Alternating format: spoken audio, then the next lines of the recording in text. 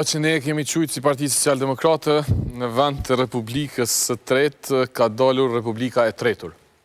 Pra, ne kemi besuar me të drejtë që Kosova ka nevojë për një kontratë të re shoqërore, sepse ajo që ka quhen Republika është marrë si model nga Franca, ku janë shpallë disa herë, Republika që në thelb është kontrata të reja shoqërore, marrëdhënia të reja të qytetarit me shtetin dhe transformimi i marrëdhënies së tillë.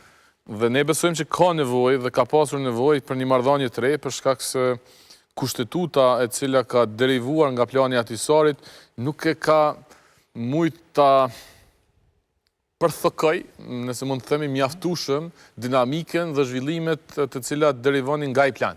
Siç e dini, edhe vetë plani i Ahtisarit parashihet që pas 5 viteve të ketë një rishikim. Përveç që ne si PSD vazhdojmë me mendu që ka elementet e atij plani që janë problematike të cilat edhe sot po dëshmohen, por edhe vetë plani ka para pa. Dhe ajo që ka nënkupton është një rishkrim i kushtetutës Republikës Kosovës. Kur po them rishkrim nuk është me mohu, është puna me zgjeru, përmirësu, zgjeru në shumë dimensione, jo vetëm detyrimisht në raportin me çështjet e komuniteteve. Dhe më shumë të çështja e privilegjeve se sa të drejtave.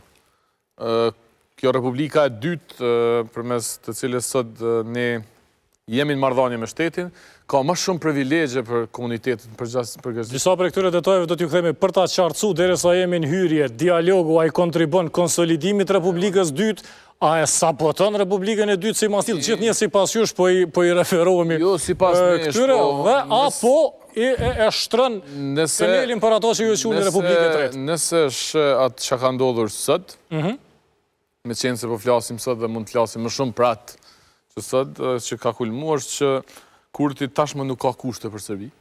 4 kushte që po thoni Kurti s'ka kushte për Serbi. Jo, i kishte deklaruar 4 kushte në Komisionin për Politikë të Jashtme të BE-s sot pas takimit me Borrellin. Ishin kushte 4 prej tyre mund t'i rilexojmë nëse doni t'i gjeni në media tani, por tani më nuk kishte aty kushte për ndarjen e brendshme.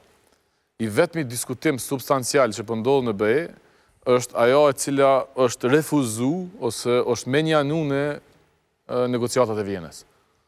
Pra, çka do që Serbia ka kërkuar në negociatat e Vienës, e që është shmang për çfarë do arsye, të rezistencës së ekipit negociator, faktorit ndërkombëtar, pakënaqësisë qytetare, nuk po duhet marr lavdat të kërkuj një grupi, po nuk ka ndodhur.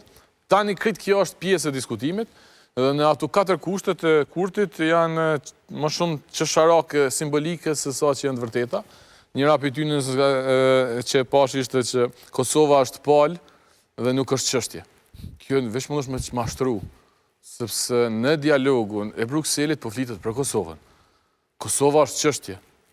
Përkatësisht problemi i pa integruar i minoritetit serb në këtë rast dhe aspiratat të Serbisë. Kështu që kur thu Kosova është e barabartë me atë, mund duket kur gjë ndryshe për Republikës dytë, ku vazhdimisht kanë thonë, unë e kuptoj dëshiren e secilit me shpreh gjëra pozitive. Por ne kemi menduar për një kohë gjatë, ka vite që jo vetëm, po një pjesë qytetare që e kanë votu, që po provojmë diçka tjetër, sepse ne kishim një dialog nga 2011 deri në 2019, nëse mund të themi për 10 vite, i cili nuk prodhoi asgjë.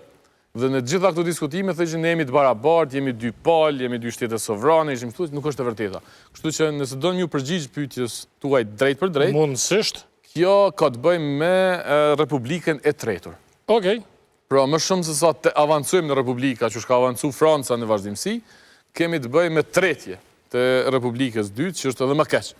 Pra zgjerimin e kompetencave, më shumë të privilegjeve dhe ndarje të trefisht, ose autonomi të trefisht.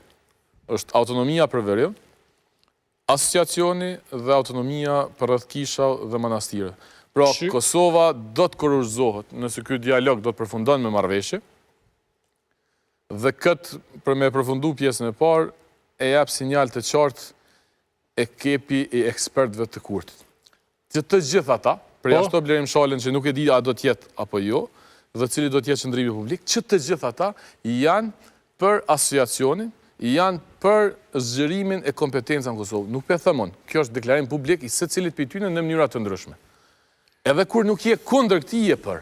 Pra nuk i gjithmonë nevojë mu deklaru që jam për asociacionin. Po në momentin që nuk deklarohet, dhe unë i bëj ftesë kryeministit të Republikës Kosovës, të deklarohet publikisht nëse është kundër asociacionit.